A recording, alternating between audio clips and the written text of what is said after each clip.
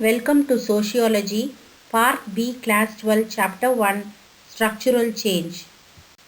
Hi guys, I welcome you to my YouTube channel Schooling. In this session, we are going to discuss about structural change. Those who did not watch Part 1, please click the I button. Let's first discuss about colonial rule. What is colonial rule? Extending control by a wealthy nation over a weaker nation is called as colonial rule. We are now going to discuss about the impact of colonial rule. Right from the beginning of their relationship with India, the British, who had come as traders and had become rulers and administrators, had influenced the economic and political systems of the country. Of course, there were positive as well as negative contributions by the British. Positive, we can name some as peace and order by the countryside, and British promoted legal system and justice for Indians regardless of class or caste. Railroads helped Indians move around the country. Negative aspects, British people knew little about Indian achievements and dismissed Indian culture with contempt. There was a degradation of the human beings. Nevertheless, they were given respect. They were treated as slaves. We were not allowed to take up decisions by our own. Some rulers were unable to control the country except Akbar and Ashoka. British controlled India with their aim of profit attainment. Mughals and the British. Mughals or Mongols or Mongolians came to India simply to loot and plunder and other related activities of a rampaging army. Babur, the first Mughal to sit in Delhi, was a Timurid with matriarchal connection with Temujin, Genghis Khan. The Mughals came to India to loot and take away our resources. Britishers came to India for trading, East India Company. It's very simple for us to understand the aim of the Britishers.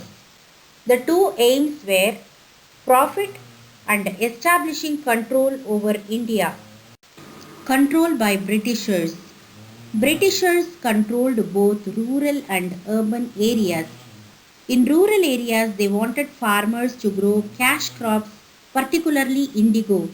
When our people were without food due to scarcity of food or famine, we had to cultivate indigo for coloring their genes. Just imagine, it's our own land and our people, our production, but it was controlled by the Britishers. In urban areas, they controlled them by saying what has to be manufactured. Interference in the society. Britishers interfered in social, political and cultural lives of the people. Now let's discuss about the Western language. Britishers made Indians learn English. One way it is good, but the other way it hit them back. They created a group of clerks to help in administration, as they could help them assist by translating the local dialects. This actually backfired the Britishers, as Indians started revolting against the Britishers, demanding liberty, equality and freedom, and this paved way for freedom struggle. Now children, what are the advantages of learning English? It's better for us to learn because it is a universal language, isn't it not? Very easy for us to converse with. And educated Dalits are an edge over the non-educated Dalits. Learning English had a disadvantage too. Those who knew English looked down upon those who did not know English. Now let's come to the discussion of movement of people. People migrated always. People were sent to working for tea and coffee plantations. They were also sent to Africa and England. These included doctors, lawyers to work inside and outside India. They were not accepted by Indians when they checked in and they were settled outside. Children, I have shown here a picture of the workers in the tea plantations. Those who haven't seen can see this. Now we shall come to the important discussion about structural change. What is structural change? Structural processes of change due to a transformation in the network of social relationships like caste or kinship or family and occupational groups constitute some of these structural realities. Changes in these relationships is a structural change. There is a change in our food, clothing, language, and architecture. This is a structural change. Industrialization and urbanization under the colonial rule. Surat in Gujarat and Masulipatam in Andhra Pradesh were the two famous cities during pre-colonial rule. Surat is a large city beside the Tapi River in the West Indian state of Gujarat, once known for silk weaving. Surat remains a commercial center for textiles and the new textile market area is lined with fabric shops. Overlooking the river, Surat Castle was built in 1500s to defend the city against Portuguese colonialists. Since it is known for producing textiles including silk, Surat is known as the textile hub of the nation or the silk city of India. Surat Zari is very famous. Masulipatam was used by the Dutch, the French and the British as it was one of the most important ports on the Andhra coast. Masulipatam is also famous for its kalamkari work. Slowly Surat and Masulipatam became centers of export and import. The central location and easy approachability of Surat and Masulipatam made them used for docking the ships and carrying out activities. It was felt that the new company trade centers should combine political, administrative and commercial roles. Masulipatam lost both its merchants and prosperity and declined in the course of the 18th century as the company traders moved to Bombay, Calcutta and Madras. Hence, industries were not set up in these places but were set up in Calcutta, Bombay and Madras. This was known as deindustrialization. Children, this is a sample picture of industry which I have included here. Now, what are the features of colonial rule? Capitalism, a system of economy where private ownership of property is done for the sole aim of profit. Private ownership paves way for greater profit and growth. Maximum use of science and technology is adopted and the concept of competition also comes here. Nation state. All the educated Indians wanted sovereignty, governing our own country and taking up decisions. Industrialization requires setting up of factories and employing labor. Manchester. It is the industrial city in England. It is a major city in the northwest of England with a rich industrial heritage. It is in fact a textile powerhouse. Cotton from India was sent to Manchester, processed into cloth and sold in India for cheaper rates.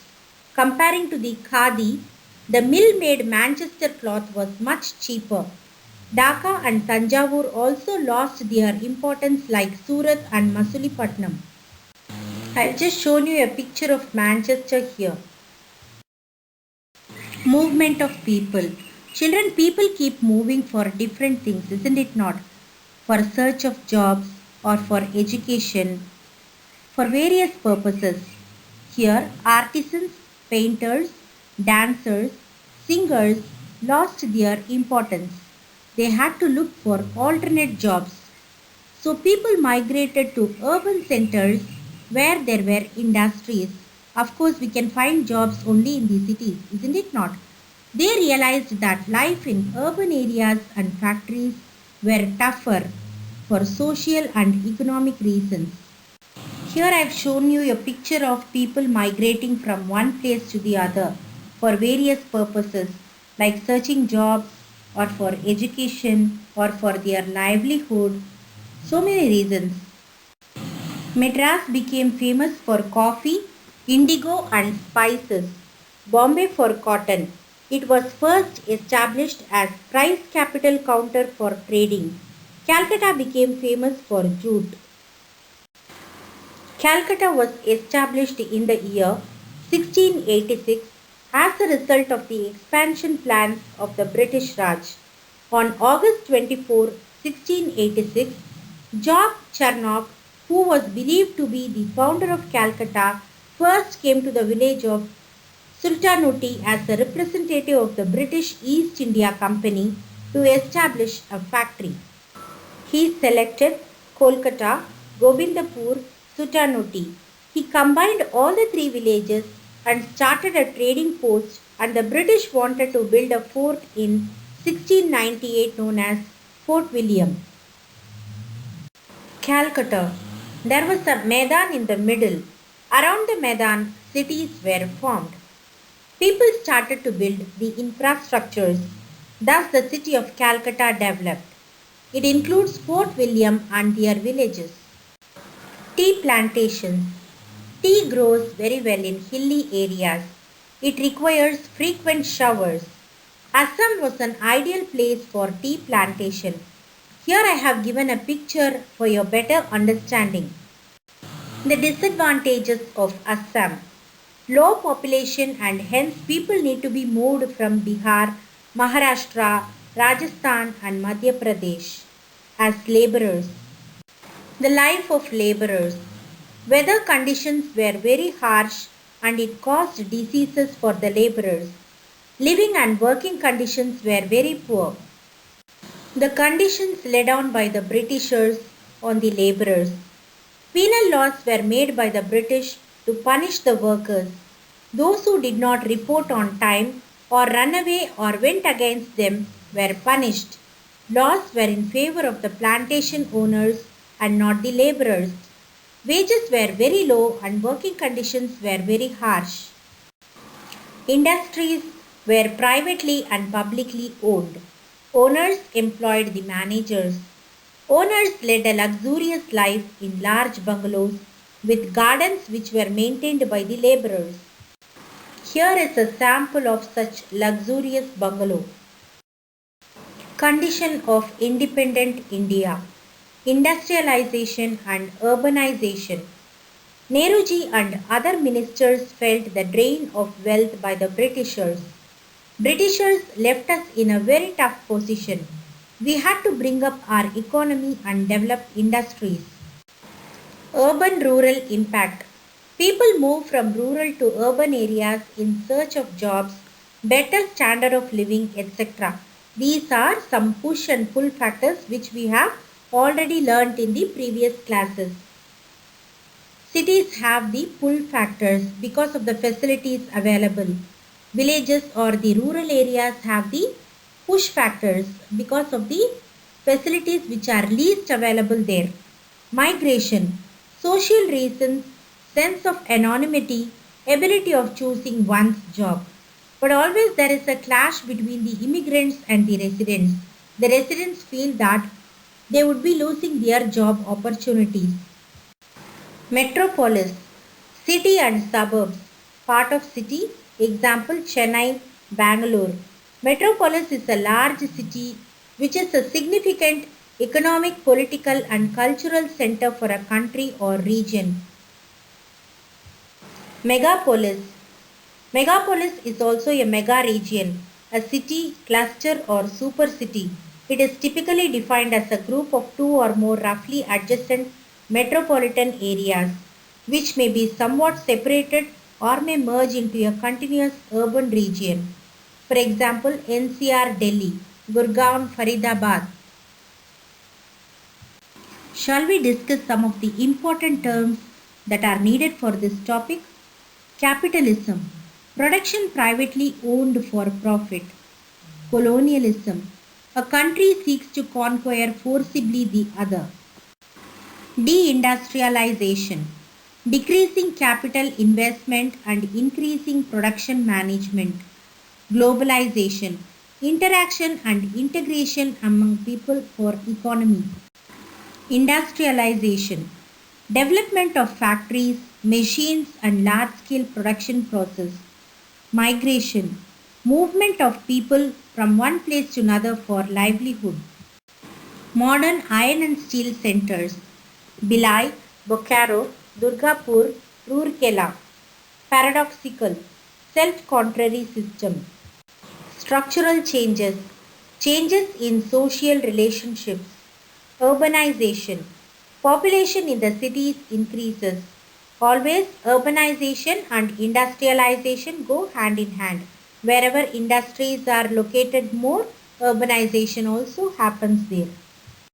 I hope all of you enjoyed this video. If you like this video, like, share, comment and subscribe to my channel and click the post notifications. You'll be notified every single time when I upload a new video. Follow me on Instagram and Facebook, link in description. You can follow me. Thank you.